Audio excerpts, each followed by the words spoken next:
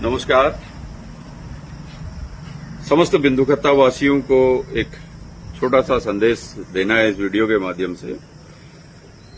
जैसा कि इस सरकार का ये अंतिम चरण 5 साल का जो कार्यकाल है उसके अंतिम चरण में अभी सरकार है।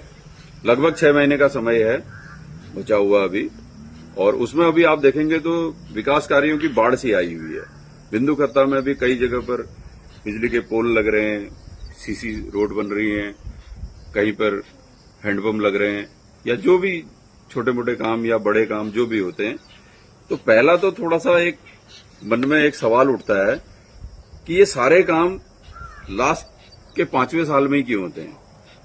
पहले के 4 सालों में ये कहा जाता है कि अभी बजट नहीं है, अभी इसका हमने प्लान बना करके भेजा हुआ है, इस पे सर्वे होना बाकी है, इसमें ये दिक्कत है, लेकिन 5वें साल कोई दिक्कत नहीं आती।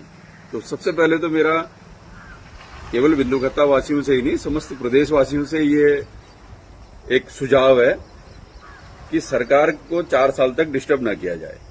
4 साल तक डिस्टर्ब करके हम खाली अपना भी समय बर्बाद करते हैं और वहां भी माथापच्ची करके कोई फायदा नहीं है।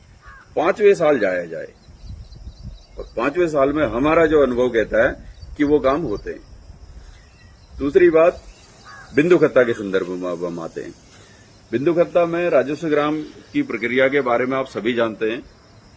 जो नहीं जानते हैं वो हमारी बैठकों में आइए, वन अधिकार समिति की बैठकों में आइए, चाय की चर्चा हम हर रविवार को आयोजित करते हैं, उसमें आइए। कभी हम लोग सोशल मीडिया के माध्यम से इसमें जानकारियां डालते हैं और पोस्ट करते हैं उसको, तो आप उसके माध्यम से देखिए और हमारा भी अवलोकन कीजिए। जरूरी नहीं है कि आप हमारे को बिल्कुल आंख बंद करके हमारे ऊपर भरोसा कर लें, क्योंकि आपका अधिकार है कि हर प्रक्रिया को जानने का कि कैसे इसमें राजस्व ग्राम बनेगा, कैसे हमें हमारा अधिकार मिलेगा।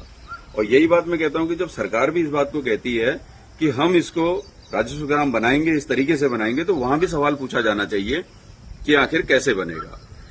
अभी आप देख रहे होंगे पिछले 6 महीने से जो ऋषिकेश का बापू ग्राम वाला मामला है वो काफी हाईलाइट हुआ है, और ऋषिकेश वाले मामले को अब बिंदुखत्ता के साथ जोड़ा जा रहा है। कल भी सीएम साहब का एक बयान सोशल मीडिया पर हमारे कई बिंदुखत्ता वासी उसको शेयर कर रहे हैं कि देखो सरकार कुछ न कुछ करने वाली है।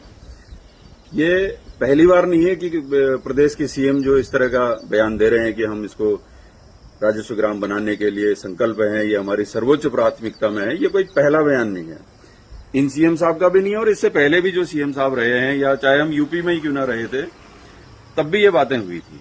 लेकिन पहले बयान देना और उस काम को एग्जीक्यूट करना, दोनों में बहुत बड़ा फर्क है। आज तक कोई भी ऐसा इसमें पहल नहीं हो पाई है कि उसको एक सर्वे भी आज तक नहीं हो पाया। तो तब तक इसको मान लेना मुझे लगता है जल्दबाजी होगी। अब बात करते हैं ऋषिकेश के साथ जो इसको जोड़ा जा रहा है। ऋषिकेश का मामला पिछले 6 महीने का है, पहले का है। 6 महीने पहले सुप्रीम कोर्ट में कोई याचिका जाती है, उस पर सुप्रीम कोर्ट स्वतः संज्ञान लेता है कि ये जमीन जो है ये वन विभाग की है, सरकारी है, इस पे इतने कब्जे में, इसको खाली किया जाए।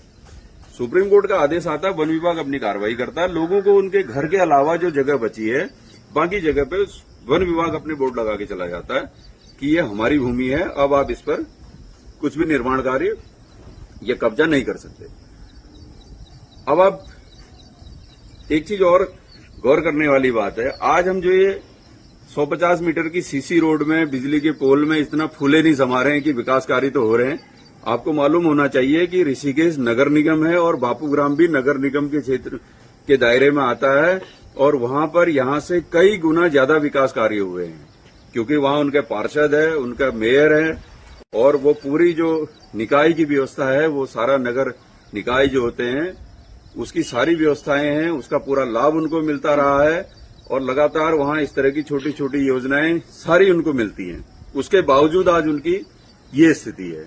तो क्या हम सरकार से सवाल पूछना चाहते हैं, इतने सालों के बाद क्या आपने हमको भी उसी स्थिति में लाके खड़ा कर दिया जो आज ऋषिकेश वालों के साथ हो रहा है? जबकि अगर आप भूमि का भी देखें, ये ठीक है कि दोनों भूमि वन भूमि है, लेकिन वो लीज की भूमि है, ये लीज वाली भूमि नहीं है।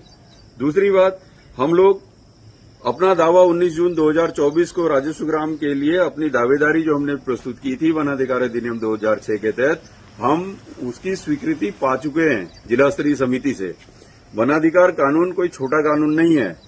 अगर लागू करना है, अगर स्वीकृति देनी है तो उस कानून को दीजिए, उस कानून का इम्प्लीमेंटेशन कीजिए। ये नहीं कि आप हमको फिर वही फिर 4-6 महीने के बाद कोई नई जगह पे कोई सुप्रीम कोर्ट का कोई दूसरा ऑर्डर आ जाएगा, फिर आप वहां जोड़ के चलेंगे।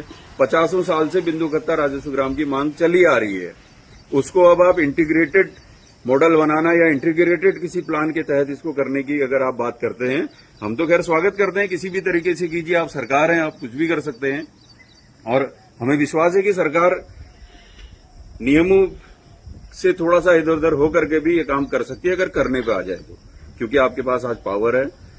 केंद्र में भी आपकी सरकार है, राज्य में आपकी सरकार है, सारे नगर निकाय आपके हैं, सब कुछ जब एक ही पार्टी की सरकार है तो इससे ज्यादा अच्छा फ्रूटफुल कंडीशन और क्या हो सकती है।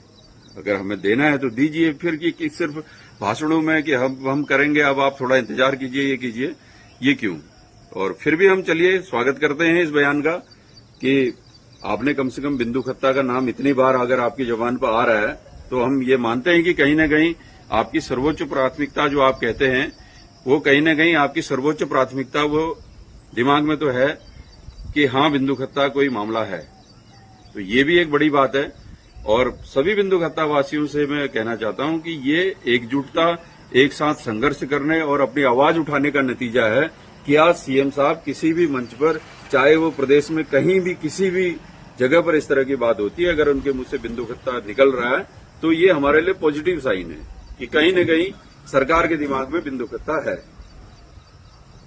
और हम फिर वही बात करते हैं कि जब सबसे सरल कानून पूरे देश में इतने राजस्व ग्राम बने, इतनी जमीनें लोगों को मिली हैं, उनका अधिकार मिला है, तो क्यों इधर उधर ये दूसरी कि हम यहां से ये भेजेंगे, निर्वनीकरण करेंगे या दूसरा कोई ऐसा हम उसमें इंटीग्रेटेड प्लान बनाएंगे, या इस तरह की आवश्यकता ही नहीं है। सीधा सीधा रास्ता है, अगर उससे मिल जाता है तो बहुत बढ़िया। और आप अगर किसी और तरीके से देना चाहते हैं तो हमें वो भी एक्सेप्ट होगा, बशर्ते उसकी कैसे बनेगा उस प्रक्रिया से थोड़ा सा हमें भी अवगत करा देंगे। और ये जनता का अधिकार है, जनता को पूछना भी चाहिए। तो आज के लिए इतना ही, बहुत बहुत धन्यवाद। फिर आएंगे आपके साथ, फिर एक टॉपिक पे बात करेंगे। नमस्कार।